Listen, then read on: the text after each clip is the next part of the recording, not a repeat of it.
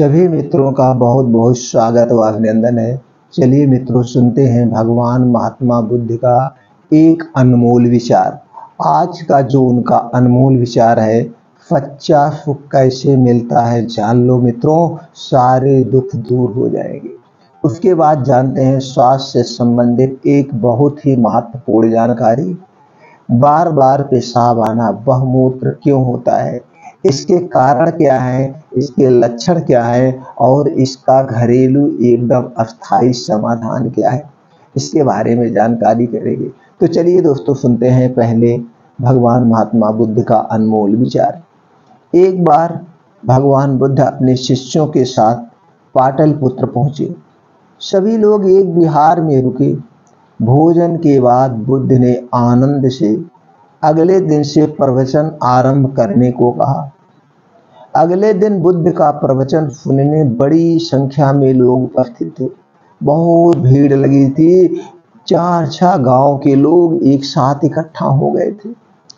बुद्ध प्रवचन देने के बाद लोगों से मिलते, उनकी समस्याएं सुनते और नेक सलाह देते थे। जिसकी जैसी समस्या होती थी उसका समाधान करते थे। एक दिन प्रवचन के समय बुद्ध के शिष्य आनंद ने उनसे पूछा, भंते, आपके सामने हजारों लोग बैठे हैं, बताइए कि इनमें सबसे सुखी कौन है, सबसे सुखी इंसान कौन है जिसे सुख की नींद आती हो, जिसे कोई समस्या ना हो। मेरे मन में यह विचार आ रहा है। आनंद ने अपनी इच्छा प्रकट की। बुद्ध ने एक विहंगम दृष्टि भीड़ पर डालते हुए कहा, वह देखो, सबसे पीछे एक दुबला पतला फटे वस्त्र पहने जो आदमी बैठा है, वह सर्वाधिक सुखी है। उसे कोई चिंता नहीं है, उसे पूरे भविष्य की कोई समस्या नहीं है, सबसे सुखी इंसान है। आनंद सहमत नहीं हुआ। वह महात्मा बुद्ध के इस विचार से सहमत नहीं हुआ। वह बोला, यह कैसे संभव हो, यह कैसे संभव है भंते? वह तो बहुत दयनीय जान पड़ रहा है। लग रहा है उसके जीवन में बहुत दुखी दुख है। बुद्ध ने अपनी बात सिद्ध करने के लिए बारी बारी से सामने बैठे लोगों से पूछा, तुम्हें क्या समस्या है? किसी ने संतान मांगी तो किसी ने मकान, कोई रोग मुक्ति चाहता था तो कोई अपने शत्रु पर विजय, कोई इच्छा ना हो। अंत में बुद्ध ने उस फटे हाल आदमी को बुलाकर पूछा, तुम्हें क्या चाहिए? उसने हाथ जोड़कर जवाब दिया, भगवान, कुछ नहीं। यदि ईश्वर को मुझे कुछ देना ही है तो बस इतना कर दे कि मेरे अंदर कभी कोई चाह पैदा ही ना हो। कितनी बड़ी बात! ईश्वर मुझे ऐसा कुछ दे दे कि मेरे अंदर किसी चीज की लालसा ही ना हो। मैं ऐसे ही स्वयं को सबसे बड़ा सुखी मानता हूं। उसकी बात सुनकर आनंद ने बुद्ध से कहा,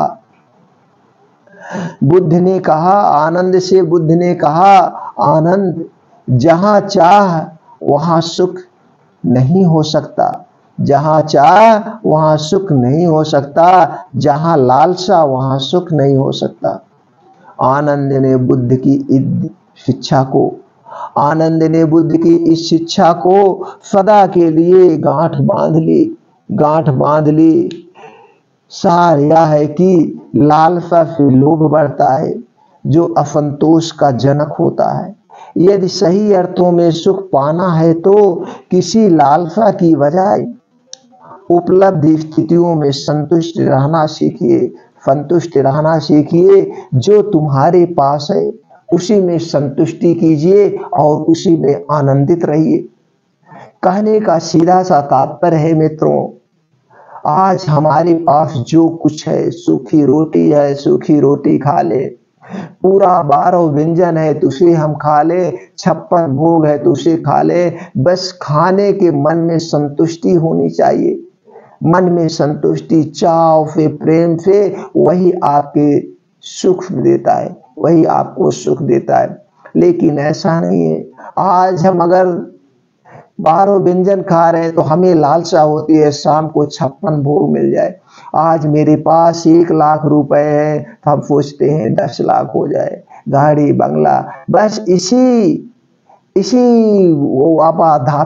इसी आपाधापी में हम हमेशा खोए रहते हैं, चिंता में रहते हैं। दोस्तों, अगर सुखी रहना है तो वर्तमान में जीजिए। वर्तमान में एक छोटे से बच्चे की तरह, एक छोटा सा बच्चा है, उसे आप दूध दे देती है, माँ उसे दूध पिला देती है और वो बच्चा दूध पीता है, फिर सोता रहता है। उसे नहीं पता है कि मम्मी का झगड़ा किससे हो रहा है, पड़ोसी से हो रहा, पापा का झगड़ा किससे हो रहा, पड़ोसी से हो रहा, किसी दोस्त से हो रहा। पापा कहाँ है, मम्मी कहाँ है, कुछ नहीं पता, बस वो अपने में खेलता रहता है। तो दोस्तों, सुखी रहना है तो एक बच्चा बन जाइए और अपने वर्तमान में जीजिए। डेली जो है वही है। भूत भविष्य की चिंता छोड़ दीजिए, लालसा छोड़ दीजिए। आपको जहाँ पे है वहीं पे सुख मिलेगा। सुखी जीवन निरोगी जीवन होता है। तो दोस्तों, आपको इस कहानी से, इस अनमोल विचार से क्या ज्ञान प्राप्त हुआ, प्लीज हमें कमेंट सेक्शन में जरूर बताइएगा। इससे हमें प्रोत्साहन मिलता है और हम अच्छे अच्छे भगवान महात्मा बुद्ध के विचार अपने चैनल पर लाते रहेंगे और आप लोगों तक पहुंचाते रहेंगे। आप भी अपने ज्ञान को बढ़ाइए, अपने अंदर सुख लाइए, दुख का छोड़ दीजिए, दूसरे की सेवा करिए। ब्रह्मांड आपकी सेवा खुद करेगा। ब्रह्मांड आपके ऊपर खुद कष्ट नहीं देगा। आप दूसरे का कष्ट हरना शुरू कर दीजिए। तो चलिए दोस्तों, आज का जो स्वास्थ्य से संबंधित चैप्टर है, बार बार पेशाब क्यों आते हैं। जी मित्रों, बार बार पेशाब आने का क्या कारण है। सबसे पहले ज्यादा जरूरी है दवा जानने के बजाय कारण को जान लेना। अगर हम कारण जान गए और उस कारण का निवारण जान गए, क्या कारण से आ रहा है, कारण को हटा दीजिए। कारण, कोई काम हम करते हैं उसमें कारण होता है। हमको खाना खाना है, कारण है, हमें भूख लगती है तभी हम खाना खाते हैं। और भूख क्यों लगती है, भूख हमारी शरीर है, उस शरीर को ग्रो करने के लिए, शरीर को विकास करने के लिए हमें जो है न्यूट्रिएंट्स चाहिए, विटामिन चाहिए, तो उसके लिए हम खाना खाते हैं। और जब खाना खाते हैं तो काम ढूंढते हैं, काम ढूंढते हैं जिससे हमें पैसे मिले और शाम को हमारे खाने की व्यवस्था हो। हम दुकान करते हैं, हम नौकरी करते हैं, हम बिजनेस करते हैं, कारण है। कारण क्या है, कारण है पैसा। हमें पैसा चाहिए और पैसा ही हमारी सारी आवश्यकताओं को पूरा करती है, इसीलिए हम काम करते हैं। दूसरी तरह से अगर हमें बार बार पेशाब हो रहा है तो इसका कारण क्या है, कारण को समझिए। ये हमारी शरीर प्रकृति से बनी है, प्रकृति से, तो प्रकृति के हिसाब से आपको रहना होगा। प्रकृति के जो भी नियम है उनको पालन करना होगा। जिसने भी प्राकृतिक नियमों का पालन नहीं किया, प्रकृति के खिलाफ गया, चाहे वो जानवर, चाहे मनुष्य, चाहे उसका विनाश हुआ, उसका विनाश हुआ। तो कहने से सीधा सा तात्पर्य है, आप इन प्राकृतिक जो भी नियम है उसका पालन कीजिए। प्रकृति जैसे कह रही है, हमारा देखिए, हमारी ऋतुचर्या होती है, दिनचर्या होती है। ऋतुचर्या, दिनचर्या के हिसाब से हमें खाना पीना खाना चाहिए। यही हमारा आयुर्वेद कहता है। आयुर्वेद जो बना है प्रकृति के नियमों पर बना है, और जिसने भी आयुर्वेद के पूरे सार को समझ लिया, आयुर्वेद को समझ लिया, वो कभी बीमार नहीं होगा।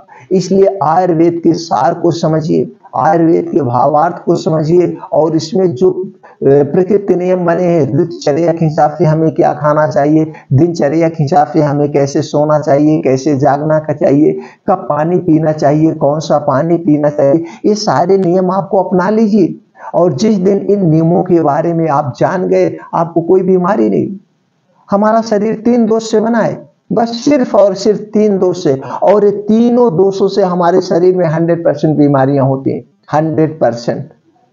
बात दोष आपका गड़बड़ हो गया तो आपके शरीर में 80% बीमारियां होती हैं, जैसे गठिया, बाई, बताफ, heart attack, paralysis, blood sugar, blood pressure, और जो भी सर दर्द, जितनी भी चीजें ये बात रोग से होती है, तो ये आप बात रोग को ठीक कर लीजिए। और दूसरा है पित्त दोष। पित्त दोष सुबह के, दोपहर के खाने से होता है। और पित्त दोष जब आपके शरीर में हो जाता है दोस्तों, शरीर में 15% बीमारियां होती है, तो आप अपने पित्त दोष को बैलेंस कीजिए। दोपहर के खाने पे ध्यान दीजिए, दोपहर के खाने में अजवाइन जरूर होनी चाहिए। और ये तीसरा कफ दोष, एक कफ दोष शाम को खाने से होता है। और ये जो पित्त और कफ दोष की बीमारी क्या है, बार बार जो आपको पेशाब आती है, ये पित्त दोष और कफ दोष से ही उत्पन्न होती है। तो आपका शाम के खाने में जो है अजवाइन होना चाहिए। और दिन बैठने के बाद आपके कोई भी ठंडी वस्तु नहीं होनी चाहिए, कोई भी ठंडी पेय पदार्थ नहीं होना चाहिए, नहीं तो आपका कफ दोष बढ़ेगा। और जब कफ दोष शरीर में ज़्यादा होगा तो दोस्तों आपको कफ से संबंधित सारी बीमारियां होती हैं, सारी बीमारियां होती हैं। तो इसलिए आपको कफ दोष ठीक करना है और रात के खाने में मेथी दाने का प्रयोग करें। अगर इन तीनों चीज़ों पे अगर हम चर्चा करें तो पूरा दिन निकल जाएगा, एक एक टॉपिक पे, बात पे, पित्त पे, कफ पे। तो दोस्तों शॉर्टकट में इसकी वीडियो चैनल पर पड़ी हुई है, प्लीज़ मैं आप लोगों से रिक्वेस्ट करूंगा, बात रोग क्या होता है आप वीडियो देख लीजिए, पित्त दोष क्या होता है उसकी वीडियो देख लीजिए, कफ दोष क्या होता है उसकी वीडियो देख लीजिए।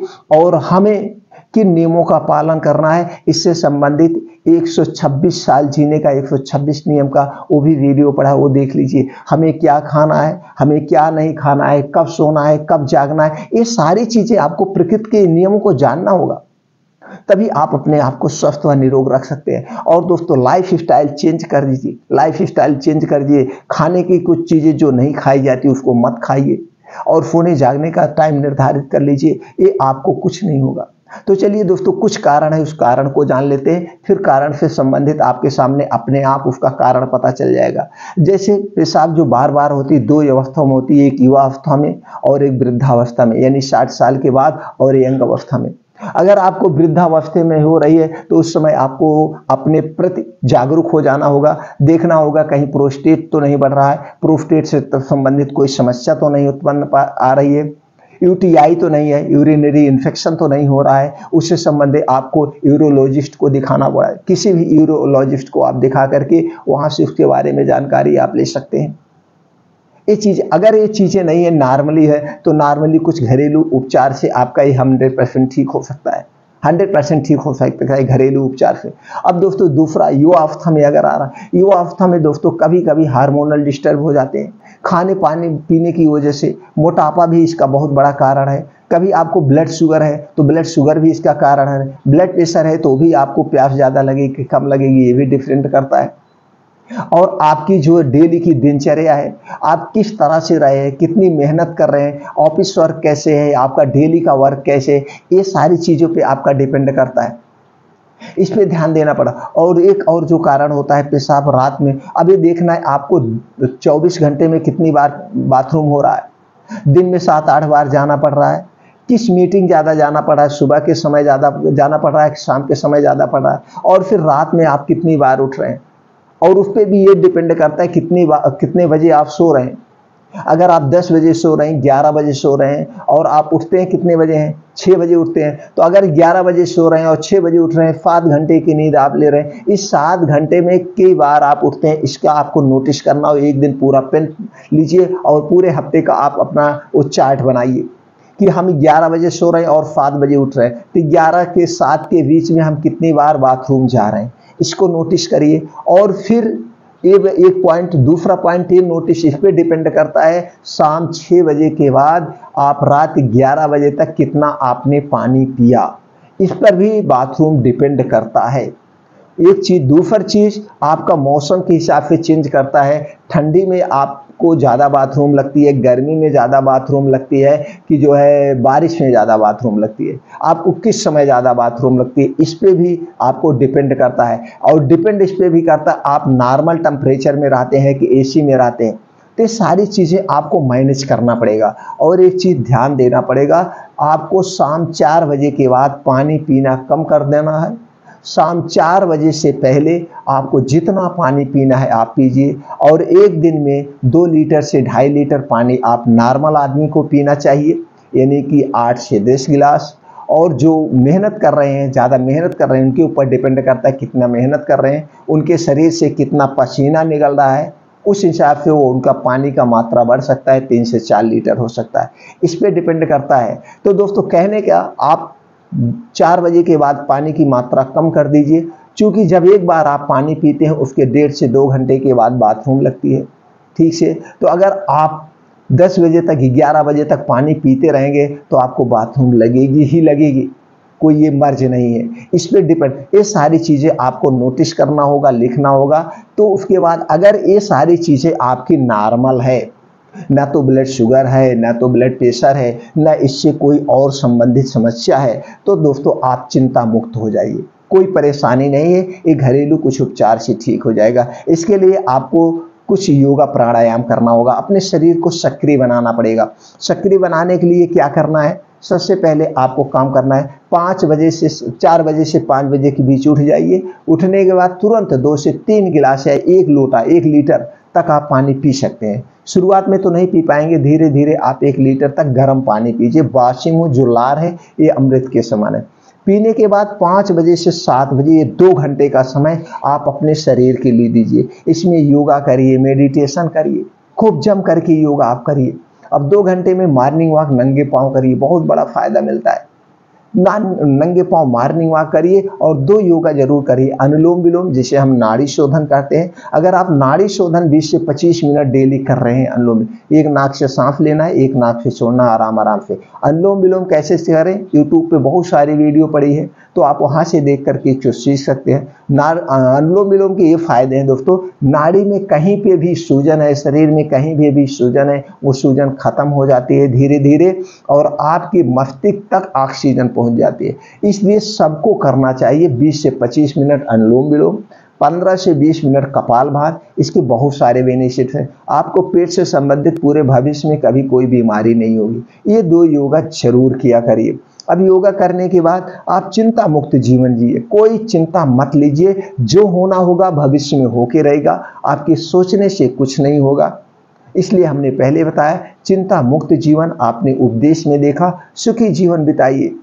आपको खाने कमाने भर का बहुत है, बहुत ही मत सोचिए मैं 7 पुश्तों के लिए कमा के रख दूं, कोई फायदा नहीं है।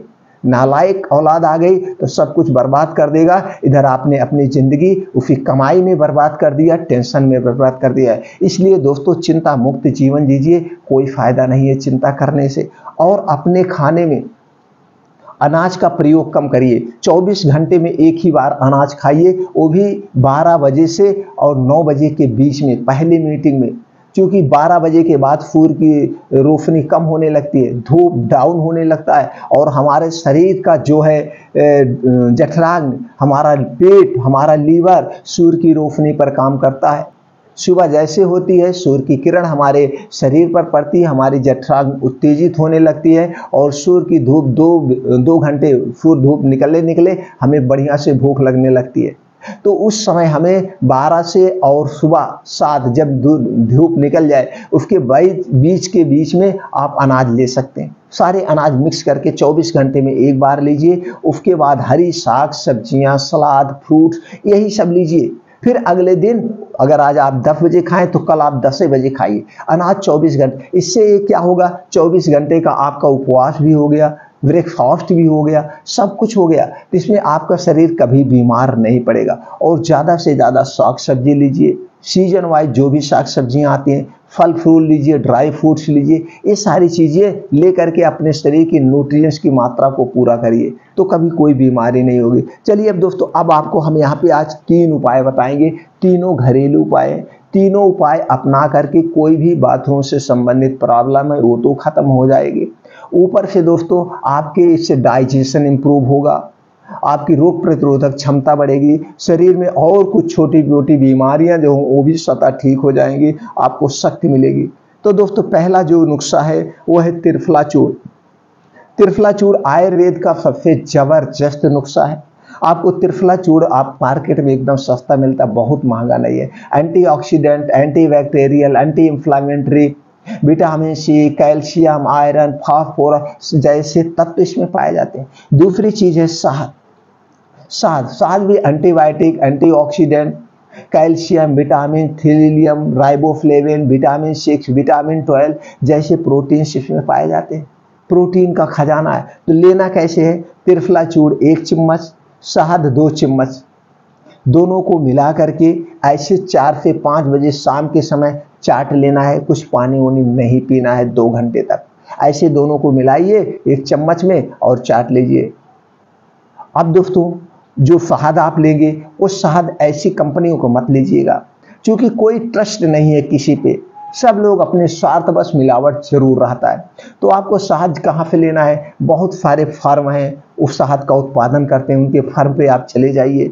छोटी मक्खी वाली शहद लीजिए, 2 मधुमक्खी होती है, एक छोटी मधुमक्खी एक बड़ी मधुमक्खी, तो छोटी वाली लीजिए, एक ज़्यादा पावरफुल होती है, तो वहीं से आप खरीद लीजिए, वही आप लाइए घर में खाइए। दोस्तों पहला फार्मूला इसे अपनाएंगे, धीरे धीरे आपकी जो बाथरूम वाली समस्याएं ठीक हो जाएगी, उसके बाद आपकी शरीर की इम्यूनिटी भी बढ़ जाएगी। बहुत अच्छा फार्मूला है, पहला हो गया। दूसरा है दोस्तों काला तिल आपको लेना है, कितना 20 ग्राम, अजवाइन लेनी है 10 ग्राम, गुड़ लेना है 50 ग्राम, देसी गांव का गुड़ 50 ग्राम। ये तीनों का आप चूर्ण बना लीजिए, अजवाइन और काले तिल का पाउडर बना लीजिए और फिर उसी में गुड़ मिला करके बढ़िया से आप चूर्ण बना लीजिए। पाउडर आपका रेडी हो गया। लेना कितना है, एक चम्मच सुबह शाम, एक चम्मच सुबह शाम, खाना खाने के 1 घंटे पहले, अगर खाने के बाद लेना है तो खाने के 2 घंटे के बाद। याद रखिएगा ये पाउडर लेने के बाद पानी वानी नहीं, हल्का सा गुनगुना पानी आप ले सकते हैं, हल्का सा गुनगुना पानी के साथ। ये हो गया दूसरा उपाय।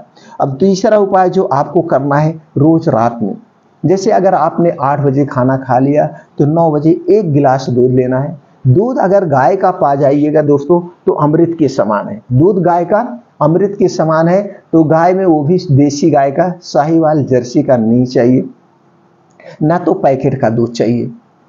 पैकेट का दूध तो बिल्कुल नहीं चाहिए, उसमें प्रिवेंट मिला होता है और उसमें क्या क्या है कोई मैं ट्रस्ट नहीं कर सकता। तो दोस्तों आप गाय का शुद्ध दूध अमृत के समान उसे 1 गिलास, और क्या लेना है 4 से 5 छुहारा, जिसे खजूर कहते हैं, छुहारा खजूर लाइए 4 से 5, 5 से 6 ले सकते हैं, जैसे आपकी एज हो उस हिसाब से आप घटा बढ़ा सकते हैं। उसी दूध में डाल के बढ़िया से उबाल दीजिए, डाल के दूध में खूब बढ़िया से उबल जाए, पक जाए। तो खाना अगर आपने 8 बजे खाया है तो 9 बजे इसी को लेना है। आप पहले छुहारा को चबा चबा के खूब बढ़िया से खा लीजिए, आपका दूध बहुत मीठा हो जाए, बहुत बढ़िया पौष्टिक। हम तो कहेंगे शाम को खाना ही मत खाइए। आपने सुबह अनाज वाला खाना खाया, हमने बता दिया, फिर शाम को आप कुछ सलाद प्लेट आपने लिया है, सलाद वलाद खा लीजिए, फल फूल खा लीजिए दिन में, रात का खाना ही मत खाइए। आपको फुल प्रोटीन आपको मिल जा रहा, कोई दिक्कत नहीं है। बहुत ज़्यादा लोड हमें लीवर को, पेट को नहीं देना चाहिए, उसे भी रेस्ट चाहिए, 15 घंटे 16 घंटे की रेस्ट चाहिए। तो दोस्तों ये दूध से आपको पूरी ताकत मिल गई, तो छुहारा खा लीजिए चबा चबा के, उसके बाद जो दूध बचा उसे पी लीजिए, दूध बहुत मीठा हो गया।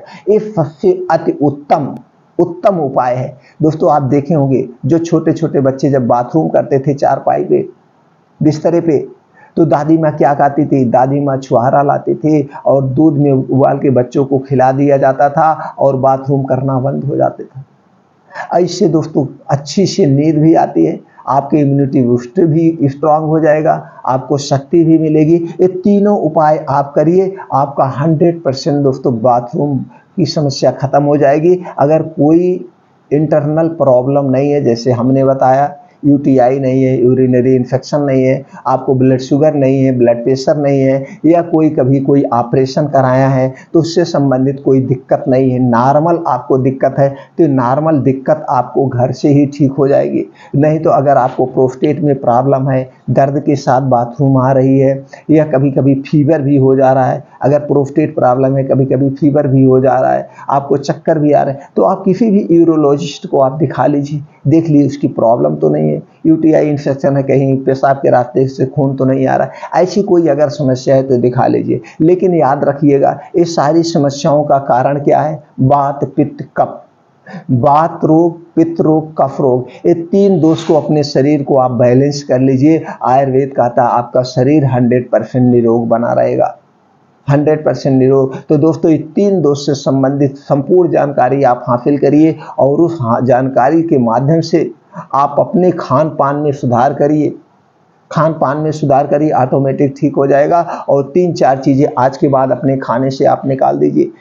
चीनी से बनी हुई कोई वस्तु मत खाइए, इसे पचाने में आपके पेट को बहुत मेहनत करना पड़ता है। मैदा से बनी हुई कोई भी चीज़ मत खाइए, ये आंतों को बीमार कर देती है, आंतों को हमेशा के लिए बीमार बना देती है। कोई ठंडा पेय पदार्थ मत लीजिए, चाहे वो पानी ही क्यों ना हो। डिब्बा बंद, पैकेट बंद कोई भी चीज मत खाइए। रिफाइंड और डालडे से बनी हुई कोई भी चीज मत खाइए, ये आपके स्वास्थ्य के लिए हानिकारक है। अब धीरा यानी धीमा पॉइजन है, फूड धीमा जहर है, धीरे धीरे आपके शरीर को खोखला बना देती है। ये सारी चीजें अपनी जिंदगी से हटा दीजिए, आप देखिए स्वस्थ व निरोग अपने आप हो जाएंगे।